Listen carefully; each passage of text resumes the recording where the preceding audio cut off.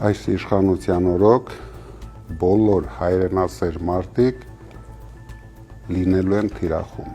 Մենք պետք է պատրաստ լինենք, որովհետև այս իշխանությունը կատարում է դրսի պահանջները, կոնկրետ Ալիևի պահանջները։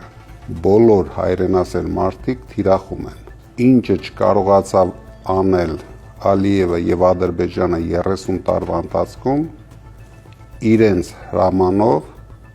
դա կատարեց Հայաստանի իշխանությունը, բայց շուտով մեր հաղթանակից հետո հերոսները նորից դառնալու են հերոս։